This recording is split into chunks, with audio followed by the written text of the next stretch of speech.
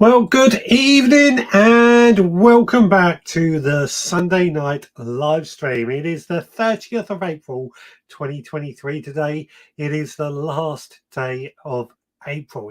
I can't believe this year just seems to be flying by. But it's still a bank holiday tomorrow. We got an extra day off work for those that do work, or unless you're in a position where you have to go to work, of course. But for most of us, extra day off work tomorrow. And I, for one, I want to say I'm looking forward to it, but I'm actually on call, I just remembered, so it doesn't really make much difference. Anyway, today we're going to be talking about how do you store your flower pots. This is something that I have had a lot of trouble with. I seem to have way too many flower pots. I can never get rid of good ones. I think they're very wasteful if I do throw them away, but I've got so many plastic flower pots. I'm looking for ways of storage, and hopefully you guys are going to share some tips of that. First of all, let's see if anybody is out there. And straight away, Adrian is out there saying hello. Hello to you, Adrian. Hope you are well. Ballycillian is saying good evening all. Just back from the allotment. Had everything bright, hot sunshine, thunder and lightning with heavy rain, but got a lot done. It's been a great weekend actually for gardening. Get into that in just a moment. The Turbo Stream is out there saying good evening, Veg Podcasters. Good evening to you. Philly SBB is out there. Good evening to you. Hargrave Gas is out there. Evening all. Hope everyone has had a great week. Indeed, I hope everyone has had a great week as well. Margaret Peacock is out there. Good evening to you. Anna Jones, evening gardeners. Good evening to you. Oracle Ards Allotment. What about the Veg Grower Army and my friend Stuart Jackson over on the other out there? Hope you've had a good week, mate. Hopefully he's there. Money Boots, evening all. Good evening to you. Stuart Jackson, speaker for Devil. Evening, Richard and Veg Army. Hope everyone is well. Nicola Cornish Heaven is out there. Evening, Richard and all. Good evening to you. Dig Well is out there. How's it going, everyone? Good evening to you. He goes on to say every day is a bank holiday. Funny enough, I was thinking of you as soon as I said that. Bill and Vale's allotment is out there. Hello all. Hope you are well. Rebecca Hawkins. Hey, evening, everyone. Hope you are well too. Erica Jordan, just back from Gardener's World Live. Did you enjoy it? I really enjoyed my day on Friday. We might talk about that a little bit later on, but glad you went. Hope you enjoyed it. Scott Ambler. Hello, Richard and all. Good evening to you. Ian Suggett, my dad, he's out there as well. Good evening to you. Graham Arnold, evening all. Good evening to you. And over in the Facebook group, we have Amanda as well. Just to let anybody who might be watching in the Facebook group, just let me know who you are at the end of your message. The way Facebook groups work, I don't necessarily see who is out there. Chili Kate has also joined. Hi, everyone. Just me tonight. Phil is still on scout camp. Lovely to meet you the other day. I think you got my message. Phone signal was a mess up, Yuli, but we finally managed to meet up. Ballycillian says, Bill and Vale's melons sown and blue Kent peas transplanted outside. That's what he's been up to. So let's get into the discussion of plant pots. I have got way too many plant pots, I'll be honest with you. Last weekend, I did have a bit of a tidy up and that cleared an area just in front of my shed, actually. It's given me a bit more area. But I'm always looking for ways of storing plant pots. I've taken a few photos of how I'm currently storing my photos. So first of all, we've got just keeping them in crates like this, which is quite good, gives me good easy access, tidies them up, but you need quite a few of them. Now, the other way, I've been doing this for a number of years, is some old bins, old plastic dustbins. I also store these plastic pots in. The good thing with these bins, they're pretty big, so they store quite a few. The plastic plant pots don't weigh that much, which means you can still lift the bins out and about when you need them. And what I actually do with these is I keep them behind my shed, which looks a complete and utter mess for the amount of plant pots that there are behind here. But because they're behind a shed, nobody but me sees them. Now, some of the other things that I also do is I try and keep them on shelves like this in order to try and keep some sort of organization. That's great if you have got the space to dedicate to that. And some of the smaller pots I actually store in these little crates, which again they slide down underneath these shelves to make some good storage. Now, I know storage is an issue for many people, and Steve Digwell, he sent in this photo. Now, these are his pots that are kept on an old garden table, trying to stack them neatly, but as you can see, they take up a lot of space. And then Stuart Jackson also sent over this photo, which is basically an entire garden storage unit full of plant pots as well. Again, using the red baskets to try and keep them organized. As you can see, there are quite a few. So I'm always looking for ways to try and store my pots to reduce the amount of space that they use up. If anybody has any good ideas, this is the time to share them. Bill and Val says, glad the peas are doing good and hope melons do well for you. That's to Ballycillian. Chili Kate says, I seem to have the opposite problem to everyone. I've just bought another 50. I haven't brought plant pots in years, to be honest, apart from the large ones, because they are the ones that we do tend to need. But what I used to do years and years ago, there was a chain of garden centres. I don't think there's any down your way, okay? But there's a chain of garden centres. They used to have large wooden bins outside their garden centre where they would just say for people to leave their plant pots or anybody to take them. And I used to rummage through those. I was always after the square ones because they store better, in my opinion. So I haven't bought, we've got a cat outside now. I haven't brought plant pots for a long, long time, but I swear they do seem to grow and breed is the way I describe it. Toby Stream, I've been to the plot a couple of times this week to trim the grass paths in readiness for a short camping trip to my happy place, Pembrokeshire. Are you going to be the same? We're going to be talking about next week? No Mo May talking on that, but I'll get into that a little bit later on. Stuart Jackson says, I store my old compost bags in an old dustbin. Compost bags in an old dustbin instead of getting rid of them. I guess they take a while, don't they? Oracle says, we just burn all the old pots. Only joking, they are a pain in the hole to tell you. Aren't they? They do seem to breed and they get difficult to get rid of, or I think, especially when they are useful. Turbo Stream says, I have a small collection of plastic pots on my shelf in my shed and plastic box of sail trays. One reason for direct sowing is you don't collect that many pots, which is true, which is very, very true. But I still like sowing pots. Buddy Sim says, I drill a hole in the center of them, the size of a bamboo cane, and then I pop a 6-foot bamboo cane in the ground and place the pots onto the cane, various canes for. That's a good idea, isn't it? So you basically put canes in the ground and you slide your pots over it on the varying sizes to manage them that way. That's a very good idea. I like that. I like that idea. It does bring me back of a few other ideas I'll come to in a minute.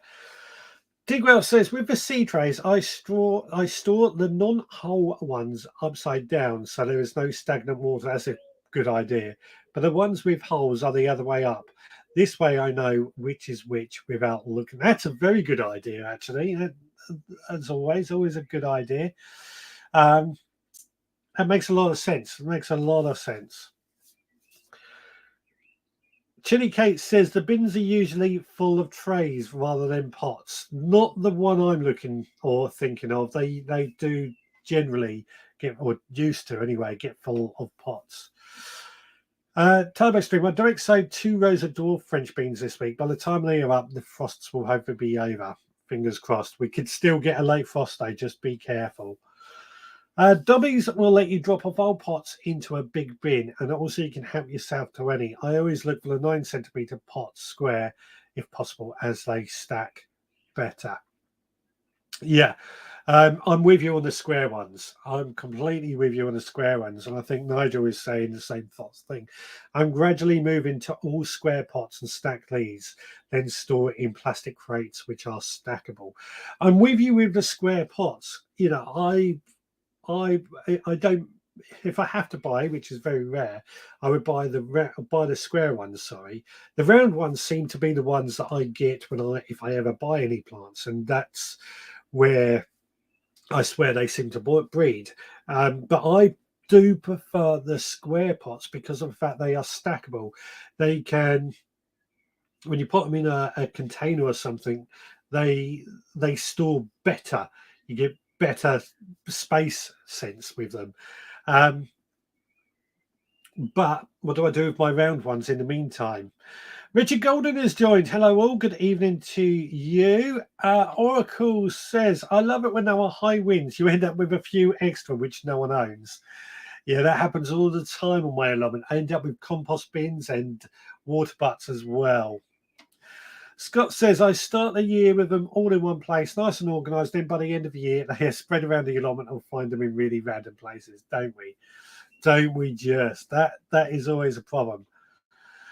Stuart Jackson, as you were showing my picture of pots, that is about 2/3 of my pots. I also have lots behind the shed along my trays. Yeah, they are all over the place, and this is why I want to get some sort of storage into place.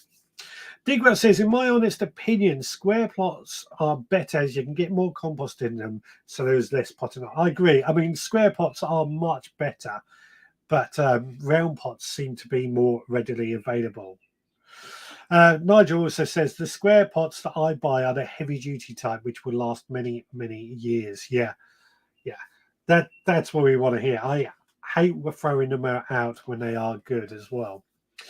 Nicholas says, I have plant pots all over the place, not sorted a single place out yet, as even though being there 1.5 years, having bread crates or in wheelie bins, similar to what I do then, bread crates or any crates that these things can be stored in, and bins.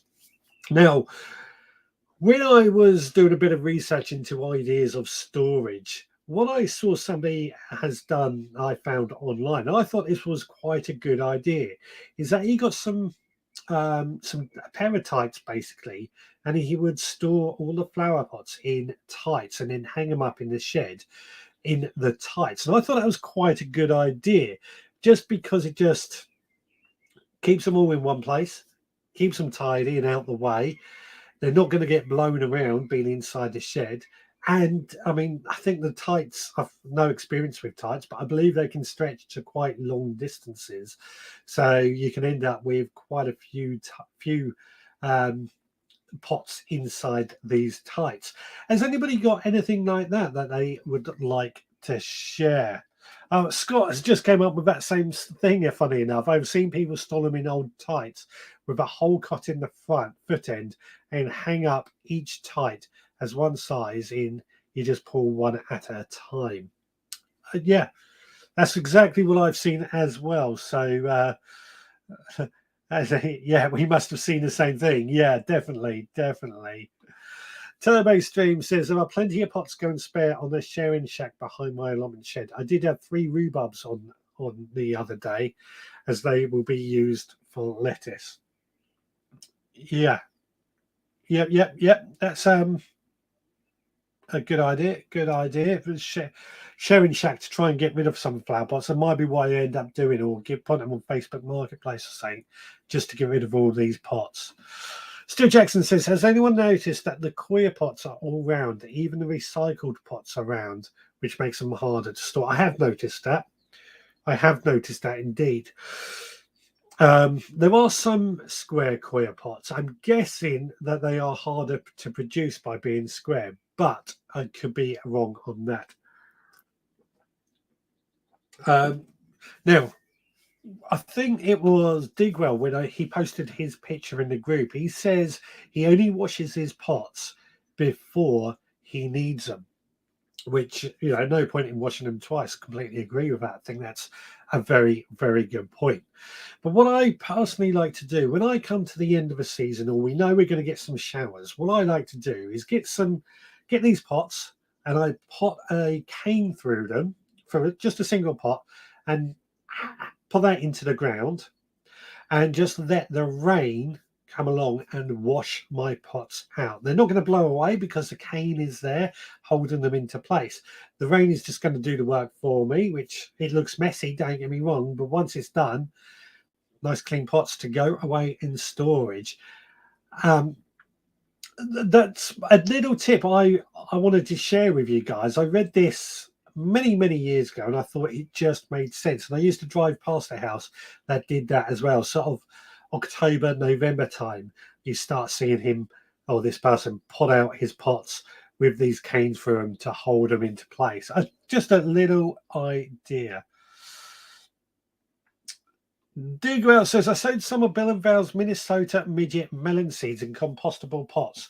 The pots started composting decomposing after one day and needed repotting into plastic ones. I can see that being a problem. I think the compostable pots are good if they are not sat in water. That's my experience with them. I find if they're sat in water, they do tend to get ruined.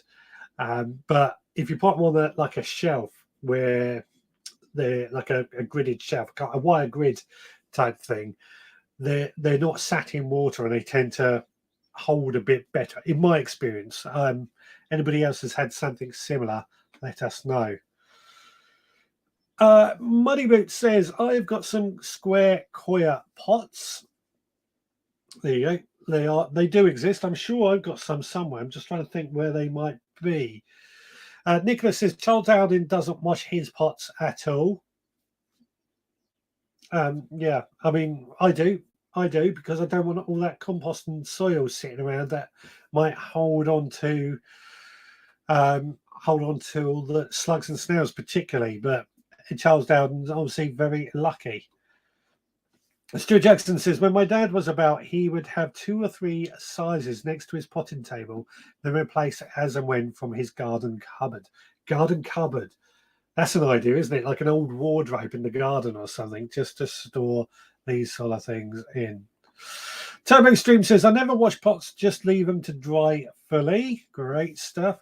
In 1986, I won a competition, 3 bags of fertilizer, for suggesting a way to store pots. My way, storing in tights.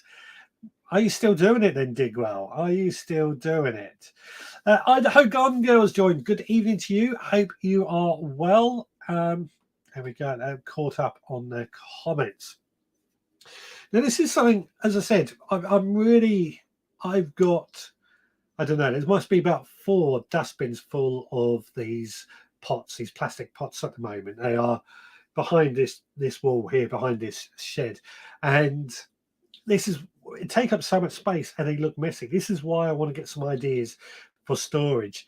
I have got some shelves in here that I could be storing them in, or I might actually be getting a new shed at some point as well. And I want to try and get pot storage is a real big thing I'm trying to tackle. Really big thing I'm trying to tackle. I do have old kitchen worktops in this, or old kitchen units in here that are great for general storage anyway. Anybody do anything like that? Digwell says Charles Dowding had a whole load of seedlings die. Maybe he should have washed his trays. Yeah, I mean,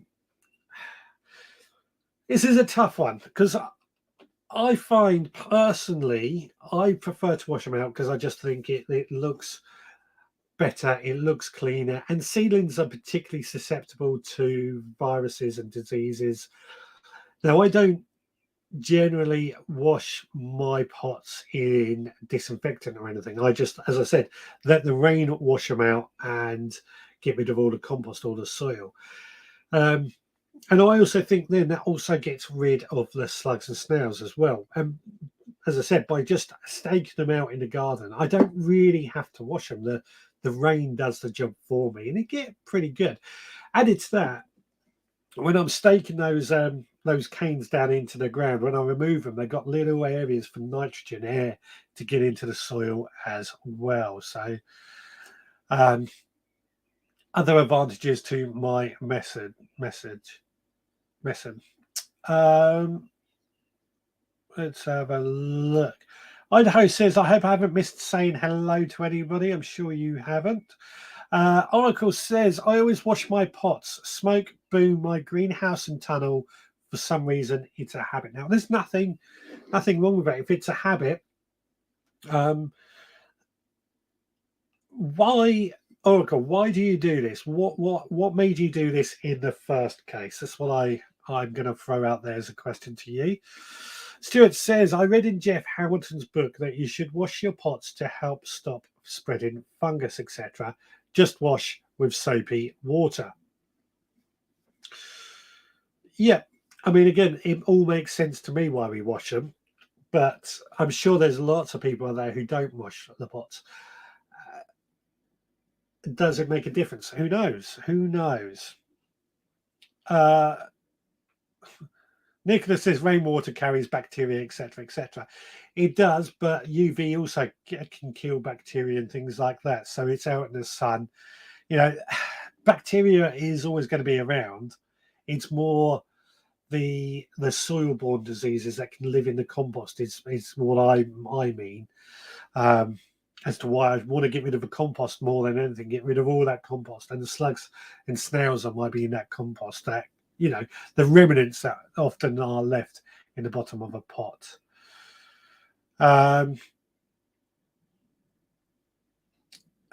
Idaho says, I wash out the plastic pots and then leave them in the sun to dry. However, if I leave them too long, the sun will actually melt and distort them. Yeah, I can believe that, actually. I can really believe that, especially where you are in Idaho when it gets really, really warm. I can actually see that they melt. A lot of people have said I use like this on the top of my sheds, corrugated bitumen, I think it's called. I think it's great because it's so easy to get fitted and it does the job. But a few people have said they've actually seen that melt and start to form in the sun. So I can see it happening definitely with plastic pots.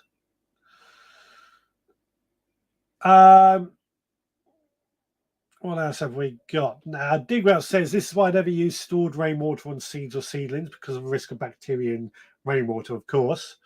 Yeah.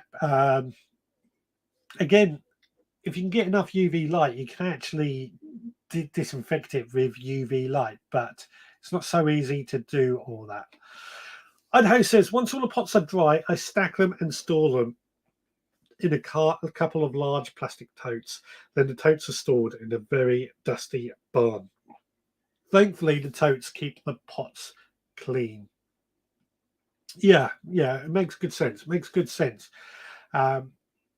Plastic totes, another one. You know, I think we're saying a lot of us are saying that plastic crates, plastic totes, anything stackable is the way to go with storing them. And says, I like to keep a variety of small pots, round and square, in green and brown and black. Then when pricking out tomatoes, each variety has its own distinctive pot, so less chance of getting them muddled. That is a great idea. That is a really good idea, actually, because all my pots are a combination of different colours. You've got the blacks, the browns, the greens, as you've said, round and square. But your idea, like if you do a variety of tomatoes, put them all in, say, black square ones, another variety in brown round one. That's a really good idea. I like that. That's very, very good. I'm gonna steal that idea for the future, Anne. Hope you don't mind. Belly Ceiling says, time's consuming at the start. I cut the bottom of pots, then bury the pots in my bed, then sow carrot parsnips in them. Anything growing outside, the room is a weed and carrots aren't disturbed. Oh, I'm with you. Yes. I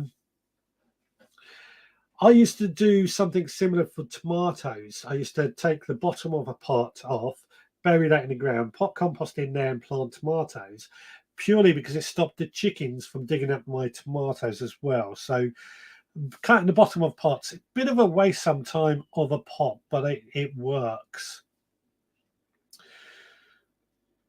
I can't answer, Oracle says. I asked earlier why he has a tendency of washing his pots and smoke bombing his greenhouse and polytunnel. He says, I can't answer. It was a job you done before growing season. The smoke boom kills the unwanted friends, then wash the place down. And I've been doing it for 40 plus years. I think, you know, I don't know how that sits with organic gardeners these days. Is there an organic smoke bomb? I don't know. Don't know. Again, it's not something I do. I tend to just wash it out with water, my greenhouse, when I get around to it. Rebecca says, "Is it really bad to admit I've never washed a pot yet?" No, it's not bad at all. As I said, um, it's what anybody does for their best. For me, as I said, I don't wash my pot. I do wash my pots out as such, but it's to get rid of the leftover compost. I don't really disinfect. I don't disinfect anything, to be honest. Jay's fluid or whatever, purely for that reason, purely because I don't want to. But I do want to get rid of the compost. That's my only thing. Nicholas says, "Normie, and I don't care."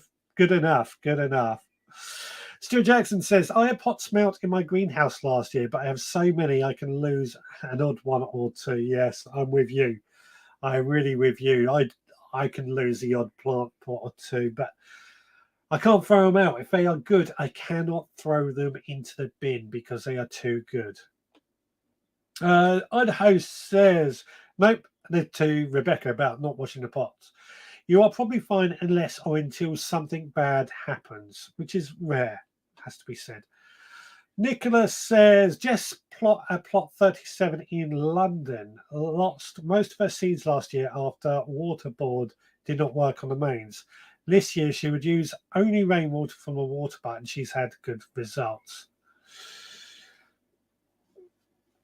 It's stagnant water more than anything that might be the problem with seedlings. Again, I use tap water for seedlings, but once they are true leaf stage, then I'll start to use rainwater. Anna says, I cut the bottoms out of pots as well and use them as collars in my flower beds to protect vulnerable plants from slugs. Excellent. So we're finding other uses for these pots. So this is good. This good idea. The only thing with having different color pots is you need so many different colors. Well, it's square and round, so 3 different colors, square and round, gives you 6 different varieties. Are you going to grow more than 6 different varieties of tomatoes, for example? Or 6 different varieties of chilies, 6 different varieties of peppers? Maybe chilies and peppers because they're so similar, thinking about it. But Nicola says as well, added to that, you could use color tape on the side as well. I know this is a tip from Money Boots as well. I used to put some insulation tape, electrical tape, and write the down on the insulation tape the varieties. You could stick that around with different color combinations too. Just makes it easy, doesn't it? Just makes it a little bit easier to see what is going on where. Rebecca says, nothing bad ever happened in 20 years of gardening. We do get cold winters though, so maybe everything gets killed. Bacteria and diseases don't necessarily get killed in cold, they just slow down. It's the slugs and snails. If it gets really cold, they can get killed. I mean, what did we reach? -5, -7 here last year. That's the coldest I think it's ever got here, which ain't that cold in the grand scheme of things. Stuart Jackson says, always plant my tulips and alliums in pots, then lift them after flowering. I will be trying this with lemongrass this year.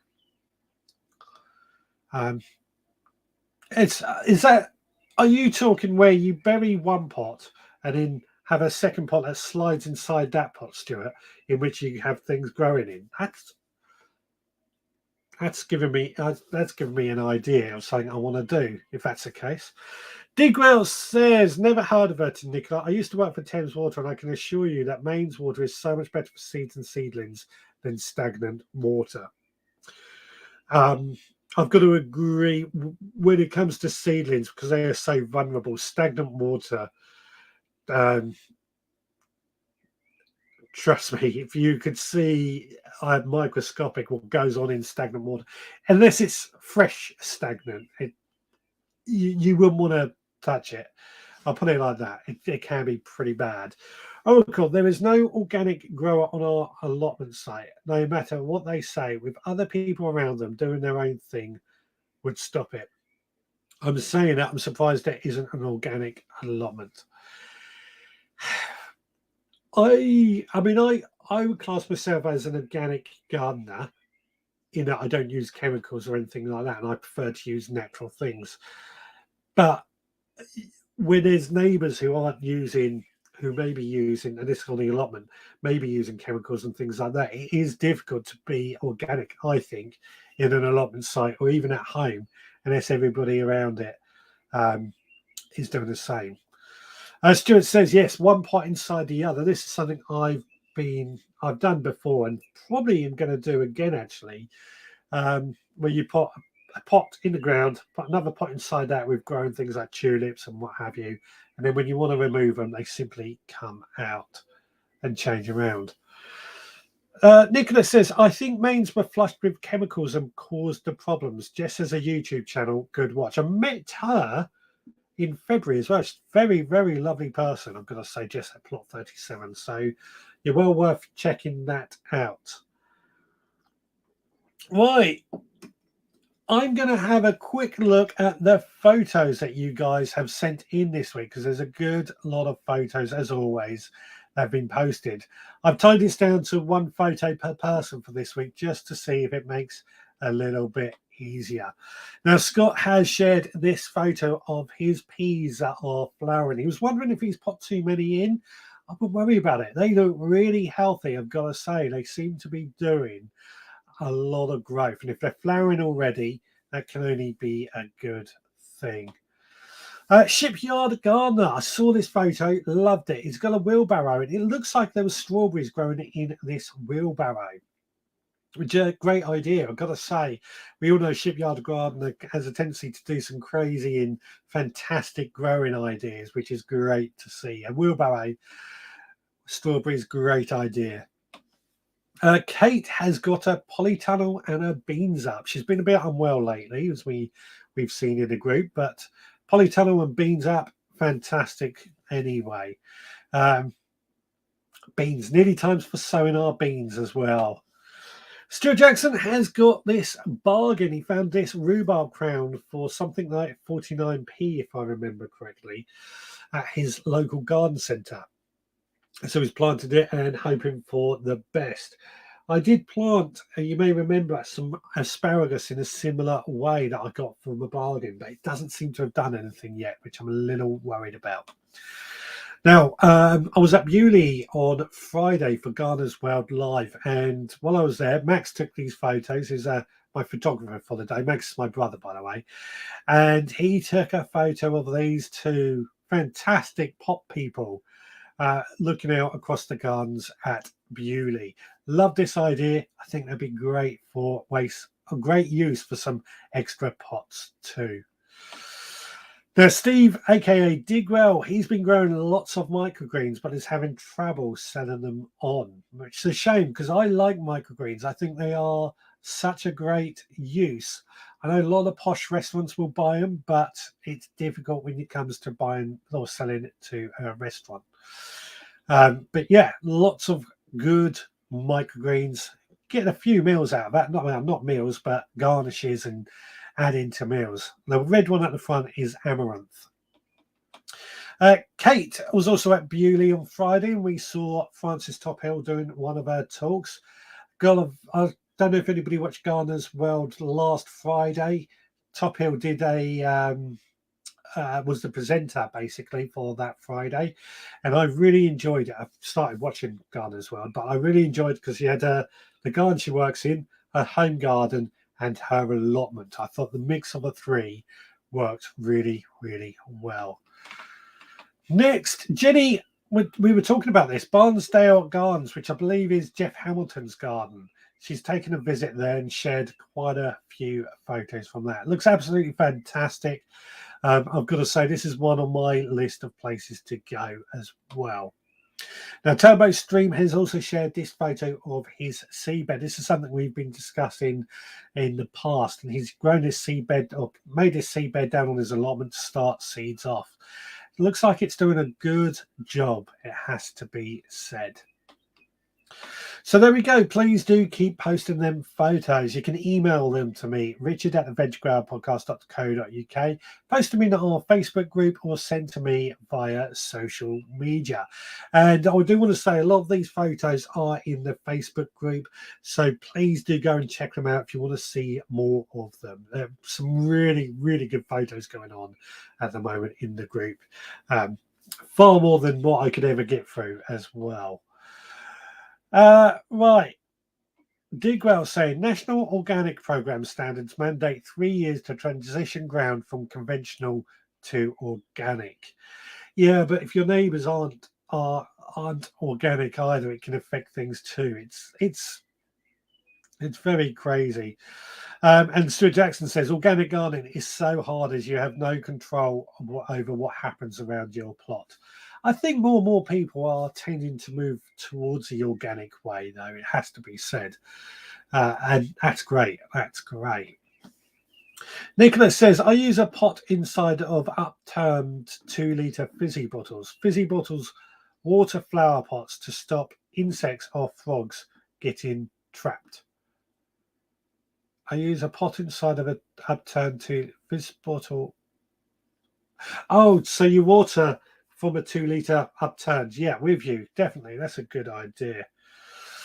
Rebecca says, it's great how we all do things differently in our gardeners' plots. No one way suits everyone. You have to garden however you wish to suit yourself. Absolutely. This is what I like sharing, or what I want to base this live show about, is to get everybody's ideas shared so that we can all take something from it and think of good ideas. I often find myself when I'm chatting to you guys, and you share Anne's idea earlier of different colour pots and shapes for different varieties is one that I really like, and that's the great thing of this entire live chat, is that we get to share all these ideas. I'm having discussions on Friday with a few people, and a lot of people, should we say, they are the expert gardeners who would turn around and say social media is really bad for gardeners because there's so much bad advice. And I've turned around and said, I wouldn't say it's bad advice. I would say it's different advice. It's what works for that particular person who's creating the content. And that doesn't mean they're wrong, and it may not mean they're right for you, but it works for them. Where was I going with that? As I said, it's about sharing your ideas and finding what suits you. Scott says, does it make a difference if you live in soft water or hard water area when watering from the tap? Good question. I think Digwell might be the best person to answer that for his experience. I would say it probably does, but I don't know. We'll get Digwell to answer. Does it make a difference if you use soft water or hard water, or the area you're living in, when you use tap water? Stuart Jackson says the rhubarb cost 75p, so I got two. The garden centre has a great sale, 75% off all bulbs and rhubarb. They're probably trying to get rid of them, to be honest. So that's maybe why. But yeah.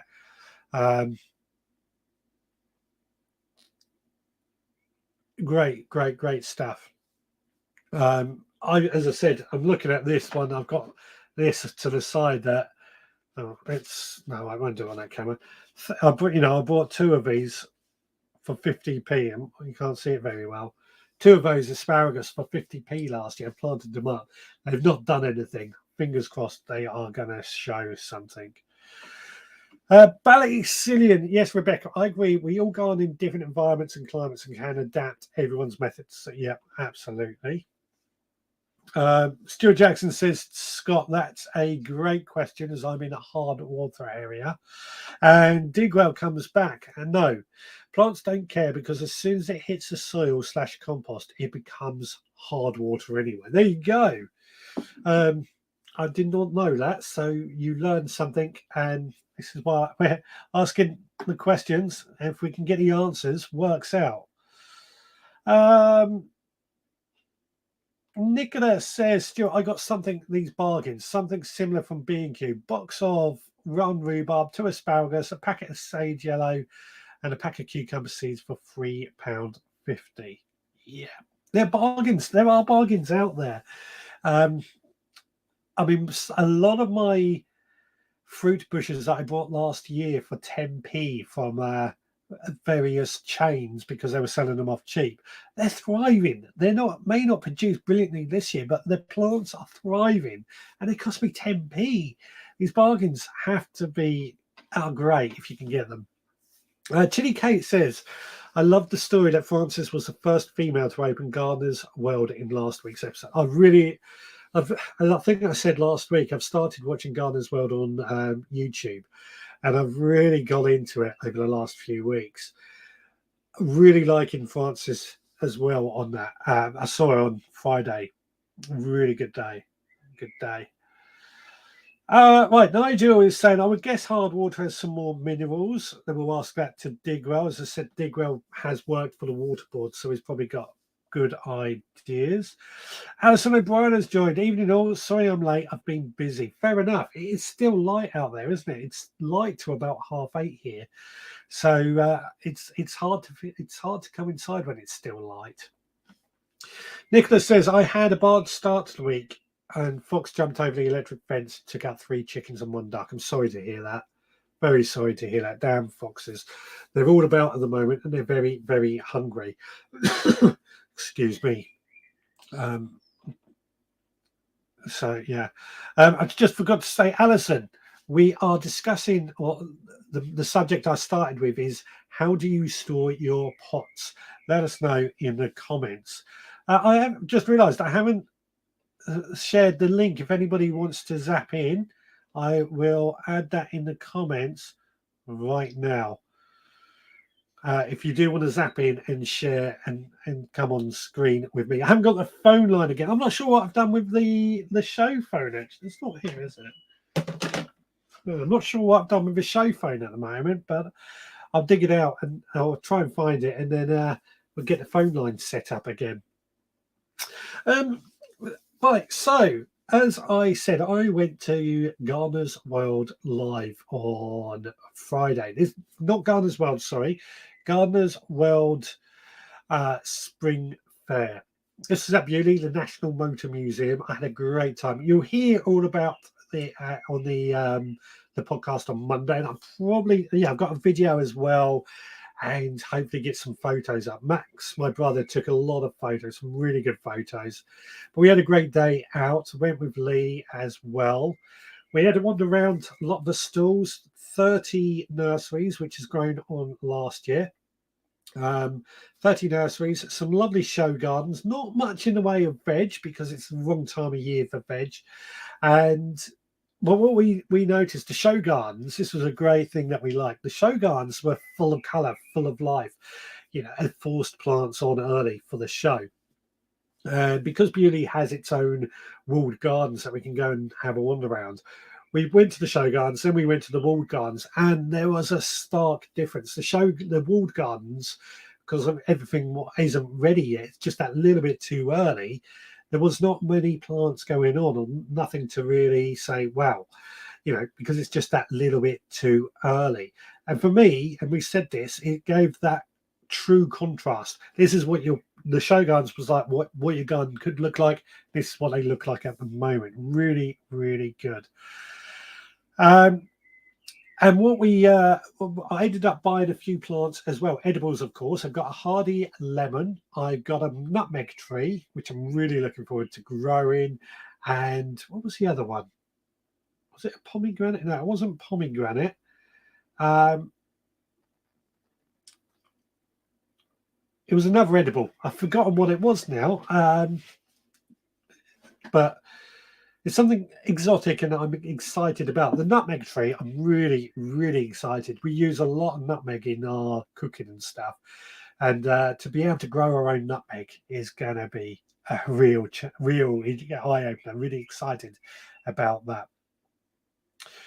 Right, so Ian McCracken has joined. I think Francis is being lined up for taking over Gardener's World with Adam. I think the same too. When Monty does step down, I think it's going to be Adam and Francis. So, um, as I said, I really liked Francis on the. I like Adam as well. So interesting to see what happens.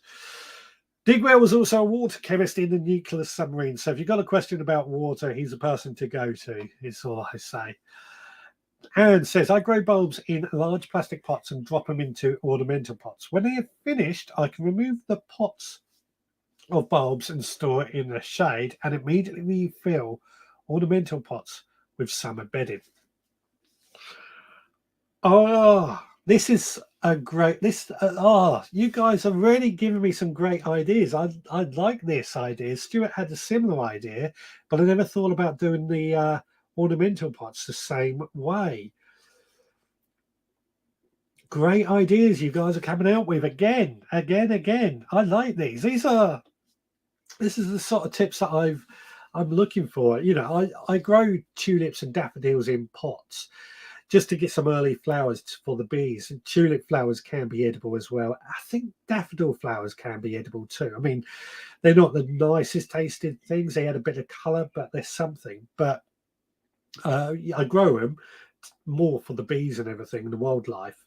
But the idea of putting them in a pot and inside a pot is right up my street at the moment because I'm looking to get some large, decent looking ornamental pots for the front garden and out the back at some point. And to be able to change them around easily with some good looking different plants is what I really want to do. So I like that idea a lot. Thank you. And you are really sharing some great ideas today. Right, time for a swig of coffee. Is everybody enjoying themselves this weekend as well? I know most of us, or many of us, have got this extra day off work. I'm actually on call this weekend, so I technically don't. I had Thursday and Friday off work as well, so I've ended up with potentially a 5-day weekend, but I could still get called out tonight or tomorrow. But I've been really enjoying this weekend. I went down to your yesterday, built 2 new beds. I've been finished building another bed and mowing the grass and getting everything ready, getting a lot of the brassicas planted out, getting a lot of onions planted out as well. The allotment really is coming together at the moment. I'm just waiting another couple of weeks, then we can start getting some of the more temperamental plants and the beans and the peas out as well. So the allotment I'm really happy with. I'm gonna film a tour of it tomorrow to go out on the videos later this week too. um, at home again, having some really good time at home. We've been doing a lot of basically pricking out, potting on, spending a lot of time doing that this weekend, getting seeds sown. Seed sowing has really gone mad over this last week, and really happy with things that we are doing. I did want to tidy up one of my sheds this weekend. I just haven't found the time to do it yet. There's still tomorrow, so fingers crossed tomorrow we can get that done. Stuart Jackson says he's had another bad bag of peat-free compost. It was glass this week, and yes, I've sent an email. I I haven't had any personally. I haven't brought any bad compost, but I've seen what you guys have been posting, and it does seem like there's a big problem going on with compost at the moment. Rebecca says, I've had a lovely weekend, tackled the greenhouse, took me all day Saturday, but it's finally organised. Absolutely. Best thing is, next weekend is also a long weekend with with Monday being a bank holiday. So, get to do it all again next weekend.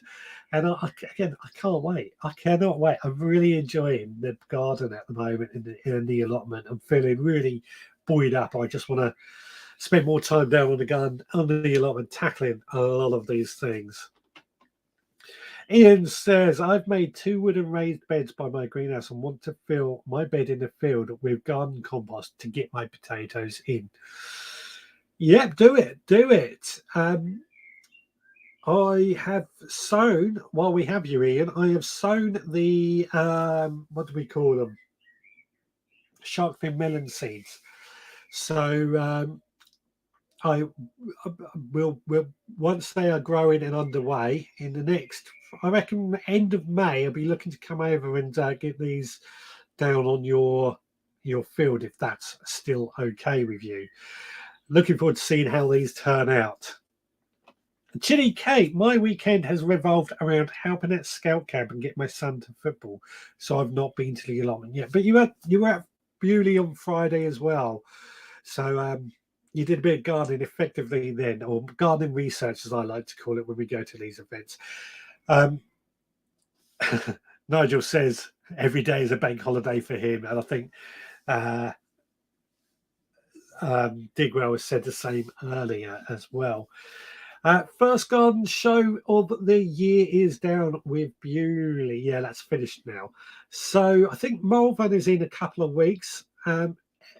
Gardener's World. Got to work out what days. I want to ask this: what days is anybody or everybody going to Gardener's World live at Birmingham? If you are going, and I can work out what day to go to try and meet as many of you, and I'll arrange an actual meetup at a certain time or something. I think that's going to be what we're going to do. Chili Kate says, hopefully the shed is going up next weekend or it's divorce. Chili Phil, you have been warned. I know you're not watching, but you have been warned. Stuart Jackson says, I am loving the light evenings. I'm getting outside after work my nights. I love the warmer weather. I'm with you on that. I'm walking I'm walking down to the allotment at night with Roxy this week just to start doing that. Ian says, I have a plastic bag in my sack of manure. I think we're going to expect to see this more with green waste. Yes, fine to put in the melons. Fantastic. Yeah, green waste. I do think there is going to be a big problem at that. Alison says, I store my plant pots in my plastic greenhouse. After I've used them, I enjoy every sunny day in my garden. It helps me relax as I have to look after my son who has disabilities and needs. I'm very sorry to hear that, but the gardening must help you with that. So excellent.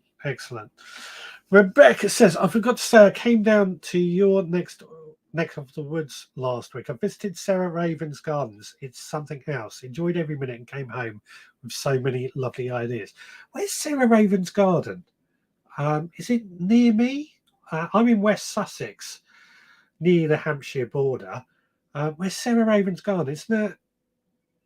I don't know. Let me know where it is. But if you are ever down this way, give us a shout. And we'll meet up for a coffee or something. Turbo Stream says, I altered my grow lights this week, so my seedlings will be okay while I'm away. They would frazzle in my porch. You're still using the grow lights? I've not used mine this year to save electricity. I'm probably going to use them next year because it's so yeah, I just felt the grow lights did a much better job for me. Digwell says, Gardener's World at Birmingham Sunday for me. Sunday's the one day I can't really go because I've got to be back for this show unless we take it out on the road somehow. But Sunday is probably the day I can't make it. Ian says, do you know there was a chili and cheese show in Winchester, Hampshire soon? I saw the advert for that the other day, funnily enough. I did see the advert for that. It's not going to be like Chili Fiesta at Westdean, I'm afraid, but chili and cheese show. What a combo. Chili and cheese. Yeah, you're going to make me hungry now. Talking of hungry, actually, I had a bit of an interesting dinner. Pork chops with rhubarb, and the two combination work really, really well. Sounds disgusting, but give it a try. It's raining. Give it a try. Pork chops with rhubarb. Delicious. Works really well. Terracing, we will make a brummy out of Digwell one day. I'm sure you will. We all know what the brummy is like when we head up to Birmingham on. Was it when is Gardener's World? Is it June? And then another show like 2 weeks later at the same place. I can't remember when it is now off the top of my head, but I'm looking forward to it. I'm always looking forward to these shows, hoping to go to the Gardeners World Autumn Fair at Audley End House in Saffron Walden, Essex, in, I think it's October this year. Been meaning to go for the last few years and I haven't been to that one, but I love Audley End House anyway, so I definitely want to go to that one too. Just got to work out what days we will go. Thomas Stream says my grow lights are LED, so won't use much electric. Hopefully, it's way cheaper than buying a greenhouse. Yeah, that makes sense. That does make sense. My LEDs are also my grow lights are also LED, so I probably should use them.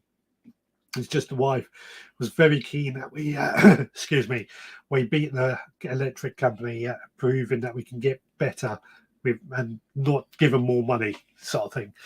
Scott says chili and cheese, two of my favourite food types. Absolutely. Digwell says, a great garden tip for you. Do not put the vine vermiculite in a carrier bag and take it in the car with windows wide open, cranking up the volume to bad boys. Back of the car is now white. Makes you look like a drug dealer, I'm guessing. Gardeners World Live is the 15th to the 18th of June. That's not that long away, is it? I'm looking forward to it. Nigel, I'm guessing you're going on Wednesday, Thursday, Sunday. Let me know. But when is anybody else going? I'm working out the best time for me to go, provided I can work it around work, of course, as well. Right, I do have a grow along for you. This video, of course, will be out later on this week, and it was one that you guys chose last week about growing sweet corn. So let's watch that. Don't forget to share your sweet corn growing tips in the comments as well. Right, well, hello and welcome back along to another grow along. Now this week we are sowing some sweet corn and the variety I've chosen is Incredible F1. Now this week, as I quite often do, this was actually chosen by members of the audience of our live show that we do on Sunday. And the idea of these grow alongs is that we're going to sow a seed and it can changes each week and you guys can grow along with us and see how we get on. But also it's a chance for anybody to share their own tips of how to grow what we are sowing. Now this, as I said, sweet corn is what we're sowing. The variety is Incredible F1. And well, we're doing a little bit of an experiment because somebody asked in a live show if there was any difference if we soaked some of the seeds overnight. So what we've got 12 seeds here that we've actually soaked last night. They've been 24 hours in this water. Nothing special about this water, it's just normal tap water. I haven't warmed it up or anything like that. I've just put 12 seeds in here in order to soak them overnight. Now we're planting them into this my root trainers for a change. Normally I do them in smaller containers or whatever, but sweet corn tend to grow quite quickly and I want to get these, well, in a couple of weeks time these should be up and ready to go into the garden. So we've got these root trainers I find are ideal for things like sweet corn or beans or anything like that. Again, I've actually watered the root trainer, the compost, last night. It's just a coir based compost, nothing special at all. I've added a bit of perlite to give it some boost and I've added a bit of growmore and to give it a bit of feed. Now these are the dry seeds, again just normal seeds, and we're just going to push them into the soil, into the compost and let them grow on. I've got to admit I'm a big fan of sweet corn, and this year I'm hoping to fill quite a few beds up with sweet corn. Now what we do find with sweet corn, and it's quite common knowledge, is that you can't really grow sweet corn in rows. It has to be grown in blocks, and that's because it is wind pollinated. So I dedicate an entire bed to sweet corn of different varieties. This isn't the only sweet corn we're going to be sowing this year, but different varieties, and we let them just grow in the beds as required. It's nice and easy, nothing difficult to grow about sweet corn. As I say, in a couple of weeks' time, once the risk of frost has passed and we've gone past the last frost date, we can plant these out, which for me is about mid-May, but depending where you are in the country, it might be different. And once they're outside, we just plant them straight in the ground. We give them a good bit of feeding, a bit of grow more or something to help them on their way. But once they are in the ground and growing, they don't need much. They do need a nice sunny spot with plenty of organic matter added into the ground. Compost or horse manure is ideal.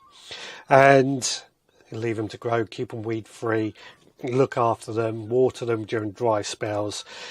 During the establishing phase, or when you first plant them out, you've got to water them quite regularly, but they do have quite a long tap root and they will go down to find water.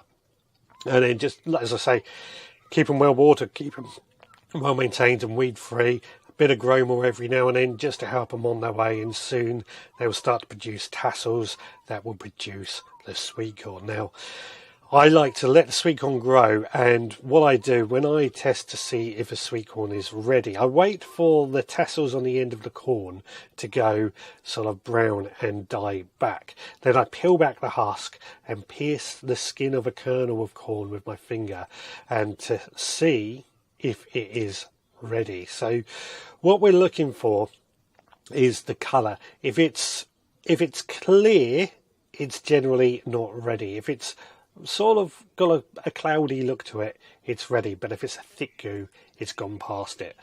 So as easy as that, really easy to grow, and you can get some really good crops. They do need a bit of space, I will admit, but they are a staple, so they are well worth growing in my opinion. So let us know down in the comments down below your tips and your tricks on how you grow sweet corn. It's always good to find out all these opinions. I've actually got a few of these seeds left over, so I am sowing those into another tray just to make sure that we are going to have lots of sweet corn. As I said, it's one that we are growing a lot of. Right guys, you take care. I'll see you all again next time.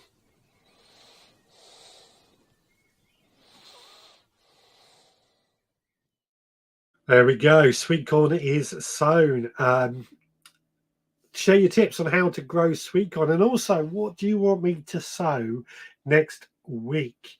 I'm thinking something along runner beans or French beans, but let us know in the comments what I should sow next week for the grow along. Now, during that, I saw Rebecca said that Sarah Raven is in East Sussex. So I had a quick look online to see where it was. I must have driven past it hundreds of times without even realising. So I saw you were at it looks like the Bulb Festival type thing or something, I'm guessing. I'm going to have to go to it in at some point, one of their open days. I can't believe I did not know it was there. I'm really gutted at myself for that. Turbo Stream says, I'm due a few days in West Sussex. I hope we can pop in for a cup of adventure. Let us know when you are down, provided I'm not at work. And then, yeah, you are welcome to come on round. Nicholas says, sorry, just missed a good chunk of the show. Cat just tried bringing in a baby bunny, managed to get him out of the jaws, now in spare hutch, as has a limp. We'll keep him safe for a while. Good luck. Good luck. I did think of a story of something that happened to us the other night involving a swan, but it's not a pleasant story, so I don't think I will share it without warning. Rebecca says, I'm going to Gardener's World on the Thursday. I'm probably going on the Thursday and Friday, but I'd love to know when anybody else is going. Stuart Jackson, watching your video, I've put different seeds on a damp kitchen towel to see if this helps, as they are saved seeds. Good idea. Let us know how they germinate or how they get on. Ian says, I've just sown some sweet corn, not grown it for years. I watched the YouTube Deep South with Danny, and he's got his own hybrid corn he calls Danny corn. Takes some doing to be able to produce your own corn, doesn't it? Scott says, I'm growing incredible F1 as well, along with Fiesta and red strawberry popping corn. I love my sweet corn. Me too. I'm with you on that, buddy. Love my sweet corn. I do want to grow a lot of it this year. Um, that's why I've built, as I said, 2 new beds this weekend, and one of those is going to be entirely for sweet corn. Maybe even both of them, depending on how it goes. Chili Kate says, we just can't grow sweet corn on our site. Too many badgers. People go to extraordinary efforts to protect, but usually fail. So that's a problem I'm familiar with. On my old allotment site, we had the same trouble. People gave up growing sweet corn because of the badgers. What the badgers would do is actually chew at the bottom of the sweet corn plant to topple it over so they could get to the corn. Really, really clever animals, badgers. What I ended up doing is I found this big box at my work, and I took that to the allotment and I grew my sweet corn inside that. Now, this box was about 3 foot tall, that's 90 centimeters, a meter long, that's just over 3 foot, and about 60 centimeters wide. So it was a big box. We got plenty of sweet corn in it, but because it was like a real area that badgers couldn't get in, we grew sweet corn, and I was the envy of everybody on that allotment site for that very reason. So if you have got badgers, you really do have to go to some extraordinary lengths to stop them. Anna Jones says, I can grow sweet corn, but can't keep the grey squirrels off when it ripens. I'm guessing the only way would be chicken wire netting to try and like a fruit cage, but with chicken wire to keep the squirrels off, because they can be real tricky. I can't think of any other way to keep grey squirrels off, to be honest. Chili Ballysoon says, we have badger trouble as well. I cut the bottom off a lemonade bottle and slide it over the cobs. That seems to work. It might work. It might work, although Chili, they need a lot more than that. I don't know. Give it a try. You got nothing to lose. Even if you just grow the one sweet corn plant, it might be worth it. I don't know. Nicholas says, I'm growing corn, sweet corn, and gem corn. What's gem corn? What's gem corn? Let us know, please. Ballysoon, that's a brilliant idea for the lemonade bottle. Big 2 litre bottle. I can see that working really well. So what I mean, sharing your tips and how people struggle with it. That's exactly what we come up with. One plot holder grew sweet corn. The plants were enormous, like a scene in the tropics. LOL. You sure that wasn't maize? Because when I visited a friend's allotment, it was on the podcast before COVID. They had an allotment, and somebody next to them was growing maize, and the maize was about, I don't know, as tall as my house. It was so tall. They were enormous, really enormous. Nicholas says, galvanized water tanks are good for growing sweet corn. I have 2 by 3 by 3 by 3 foot. So yeah, similar size to these wooden boxes that I was talking about. Badgers are always a problem. I can't grow carrots on my plot because the badgers dig them up. Good job. I'm not that keen on carrots. Yeah, it's badgers can be a real problem. You're not allowed to do anything with the badgers, really, apart from defending everything from them or sacrificial. Give them something easy to go for so they don't attack your plants. Yeah, the other thing I can think of for badgers.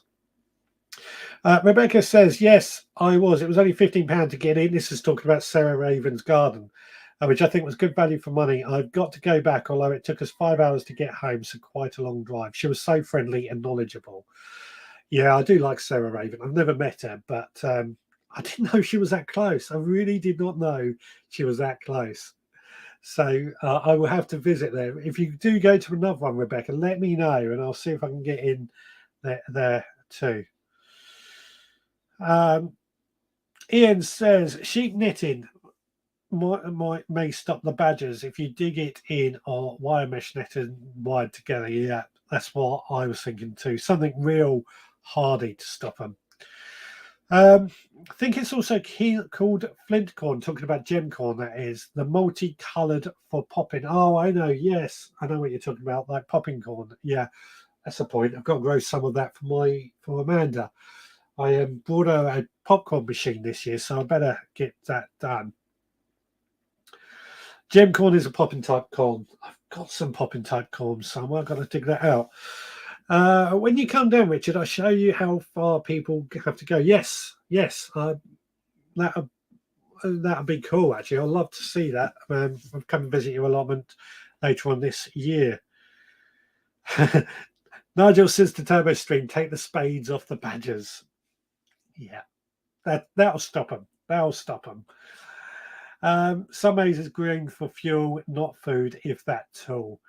Well, I don't know. It was on an allotment, so I can't see it being grown for fuel, but I could be wrong. Stuart Jackson says, badgers love coffee grounds. So if you're growing sweet corn, remember not to use the coffee grounds. I did not know that. I did not know that at all. But there we go.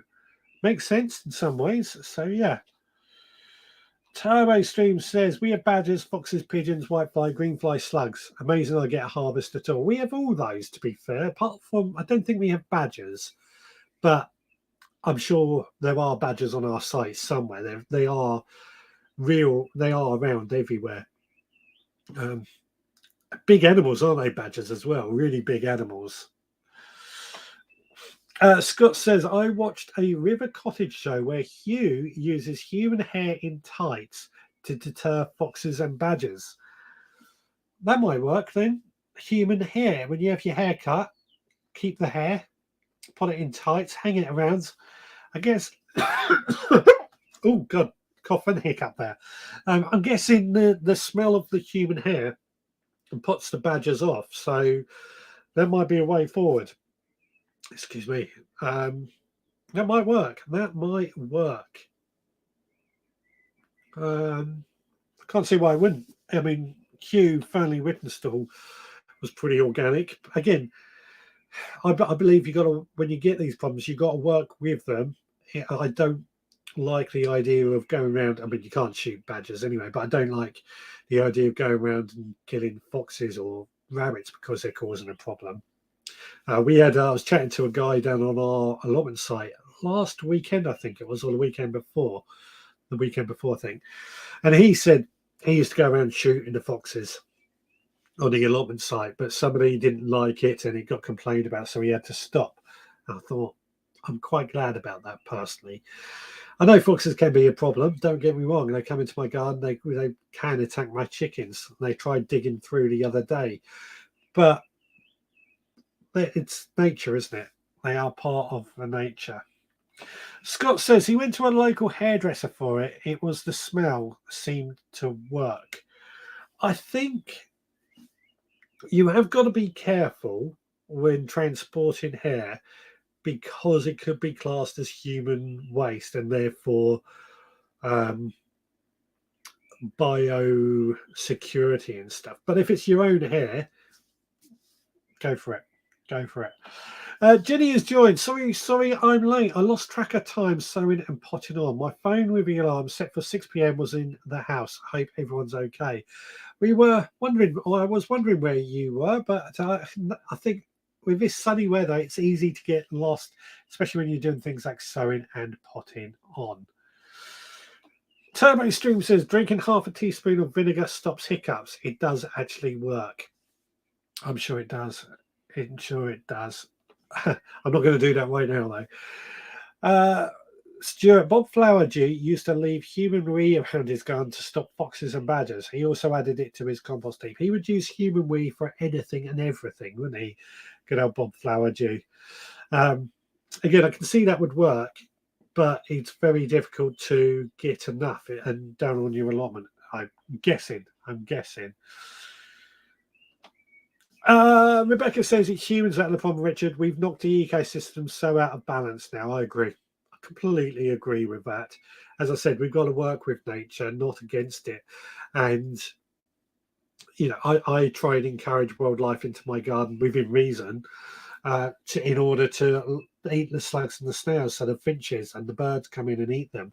The frogs and the hedgehogs come in and eat them. Unfortunately, the foxes do come along as well, but they can't get to my chickens anymore because they're in a very secure run, and we don't really let them out in the garden unless we're here now. Um,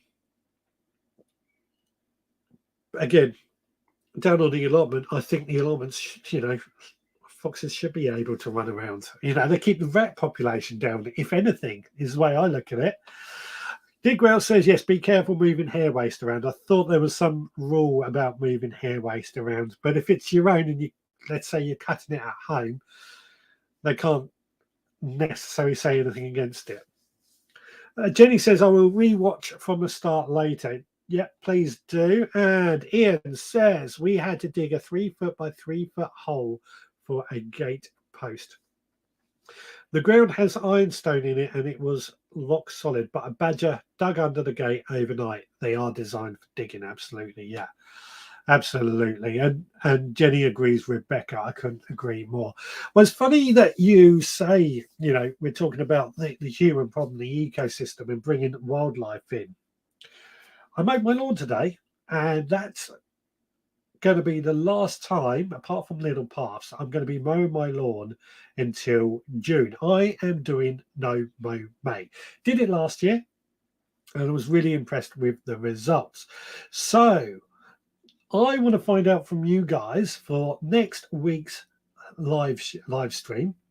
I want to know what you do for are you doing no mow in May, and what do you do to encourage wildlife in your garden? So if you do have photos of your bird houses, your bee houses, or your wildlife areas and things like that, I'd love to see that for next week as well. So yeah, next week it's all going to be about do you and how do you encourage wildlife into your garden or into your allotment.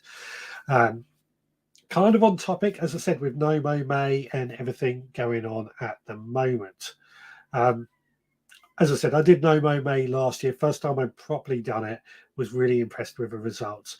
Lawnmower didn't like it in June when the grass was so long, but it's something I'm definitely doing again this year. Can't do it on the allotment, but at home, definitely doing here. So yeah, that's going to be next week. Added to that, the homework. It's the first of the month tomorrow, and Digwell's already done this. Post your first of the month photo of your plot. Get that ready, and as you know, we're collecting them all together, ready for next. We're ready for the end of the year when we round them all up. But let's have a look and see what's going on in your allotment, how it's looking this year. This at the beginning of the month. As I said, I have got a tour video coming out this week of my allotment. So yeah, plenty to keep you thinking about. Nicholas says, I love foxes. I just don't like them killing my chucks. They are back in lockdown until new 16 fans up plus electric on top. I'm with you. That's my problem with foxes, is that they naturally want to kill my chickens. My chickens are my responsibility. I've got to give them as safe a home as possible. So I can't let my chickens out in my garden unless I'm here at home. Roxy doesn't help in that regard. But if a fox comes into my garden and Roxy sees it, she will have the fox, to be fair. So I'm also doing the foxes a favour by keeping them out of the garden. I'll say that. Turbo Stream says, a badger repeatedly dug between my garden under a concrete post, made a short work of it. Badgers are strong. I mean, somebody once described them to me as mini bears, and I completely agree. They are mini bears. Jenny says, we moved some weed membrane to find another layer of membrane 3 inches down. Under that, it's full of bindweed. It's been buried 7 years. Bloody stuff. Bindweed is horrible for that. Horrible for that. Nicholas says, most of my land is left to go to the wild anyway. Yeah, that's great. I mean, you've got a large amount of land to leave it to the rewilding projects.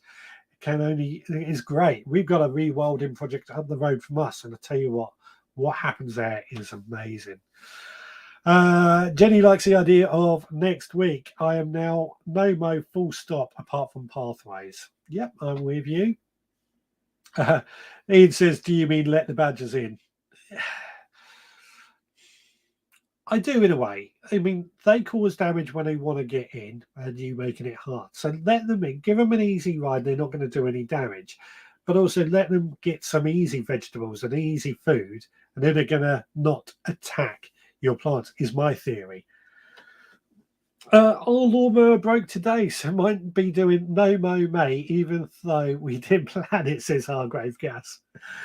Yeah, you're not. Funny enough, you're the second person I know whose lawnmower has broken this week. So, yeah, no mow May. There you go. You've got a great excuse. As I said, on my allotment, I've still got to mow the grass areas because otherwise they don't like the dandelions and the daisies for whatever reason. But at home, I can do it. I would just mow paths for where I walk and for where Roxy will go, but the rest of it, I'm just going to let grow.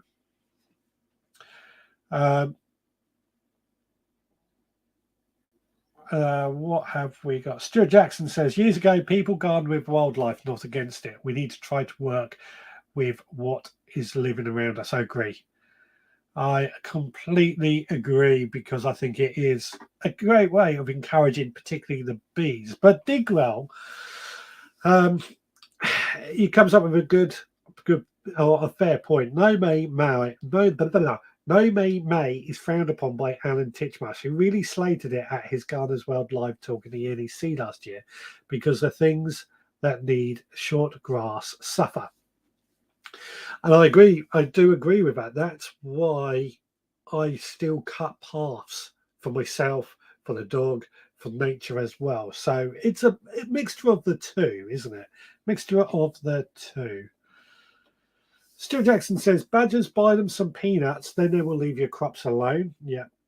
And Nicholas says, Jess at plot 37 had a badger issue and put something down on the boundary, but forgotten what it was. Could be hair, could be human hair, not sure. I mean, again, apart from the old allotment, I've not had a problem with badgers. I'm pretty sure they're down on my allotment. They're definitely not in my home garden. I know that much. Foxes are another thing, but you know, their nature. Encourage them in. Was there a comment? I saw Bally Sudin says, I do no mo year. I get the wife to do it instead.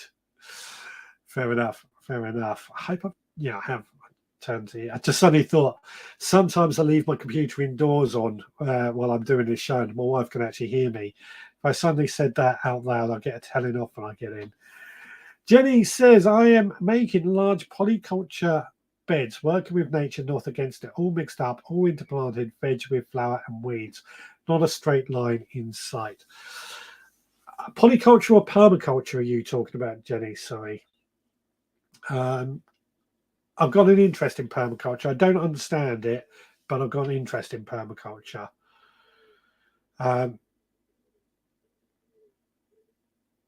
No May is probably okay in the south. Up here, June is a better month. It's more about getting those, letting the dandelions for the bees flower. Basically, is the idea. The dandelions, the daisies, and what have you. That's the idea behind it. So it's for the bees, basically. Jenny said Jessie put down citronella. There you go, citronella oil. That makes sense. Digwell says this was the talk you were stood behind me, and he did say to only half mow only. Yeah. I mean, it makes sense. You know, the different insects and different things need different environments. There's no one cure for it all. So, as I said, half mow, half don't. Chili Kate says we are spanned by a woodland on two sides, so I think the badgers just need to be accepted and worked alongside. I'm with you. Jenny does say polyculture. What's polyculture then? Or am I thinking too literally about that? Let me know a brief explanation of what you mean by polyculture. Ian says, I will be mowing in May as it's a big part of my work, but now encouraging clients not to feed and weed their grass as it kills the wildflowers off. I now have dandelions and daisies back in the lawn. Good stuff. Funny enough, I had to go and mow my sister's lawn earlier today. I said there's somebody else's whose lawnmower has broken down, and as I was getting the lawnmower out of the car, somebody came up out of their house and asked if I was a professional gardener, would I be able to mow their lawn? I turned it down, but it just goes to show there must be work out there for just mowing the lawn if that's what you want to do. Turbo Stream, I dropped a few nasturtium and borage seeds in between my broad beans on the allotment this year. Excellent stuff. I've got a load of nasturtium seeds to sow soon, and borage and all those things as well. It's going to be a good time. Yeah. Mow or no mow, nature needs mow or no mow, nature needs both. Ballysin says, I agree. There's no one answer, and it's the same with plants, isn't it? You get plants that do best in chalky soils or in ericaceous soils or alkaline soils. It's not. Plants don't just grow in whatever your garden is. You've got to tailor the garden to suit your plants. It is reality, and sometimes it's very unnatural. Same with nature. They are very much let them get on with it. Right, Turbo Stream says, my home garden has plenty of flowers for the bees. There's something in flower 12 months of the year I've planted for wildlife. So save that for next week. Save that for next week, please. If you can do photos or even videos showing these sort of things off, that would be great. Jenny says polyculture is basically planting, as I said, above. Using the plants to support each other is every way. Multi-layers above and below ground, organic and working with the wildlife, letting it get a little bit wild. Oh, there we go. Okay, great. That sounds very, very interesting. As I said, I've had an interest in permaculture and I've thought about doing a course on it. I just can't be doing with the actual course, but interesting. Excuse me. Now, Diggrass says borage is great. Most plants need 24 to 48 hours to replenish nectar. Borage does it in 6 minutes. Isn't it great? It is a great plant. I absolutely love the stuff. Jenny will post a bit on it on the Facebook page. So please do go and share that and check it out. But yeah, borage, great plant. It's also very good at making, or you're being used to make a fertilizer for your plants as well. Borage, it's up there with comfrey for one of the most useful plants in a garden or an allotment. Right, guys, we are coming to the end of this week's show. Hour and a half has nearly gone by. It's been a lot of fun as always. Thank you so much for chatting. As I said, your homework for this week, take that photo of your garden, your allotment at the beginning of the month, just so we can see what's changed over the last month. Next week, it's all about how you go about encouraging nature into your garden, whether you're doing no mow nay, whether you encourage nature into your garden as well. So get your ideas flowing for that. So that'll be next Sunday at 6 o'clock. So let's just finish this off with a few comments and we'll get out of here. Nicholas says, it's been a great chat again. Thank you so much. Jenny says, borage is amazing. Thanks to some rather lovely YouTube supporting clubs. I have white and blue borage. Indeed. Thank you very much. Yeah, I sent them out last month, didn't I? Stuart Jackson, at school, I teach the children to respect the world around us. We don't use slug traps, pellets. We talk about how to work with nature. Indeed. That's amazing, says Idaho. And 7th of May is a permaculture show in West Meon, Hampshire. Oh, I'll check that out. Thank you. That flew by. See you all next week, says Tabastream. Chili Kate says, I'll look into that, Ian. Me too. Rebecca saying, that has gone quick. Thank you. Lovely chatting to you all tonight. And Ballysin says, see you all next week. Indeed.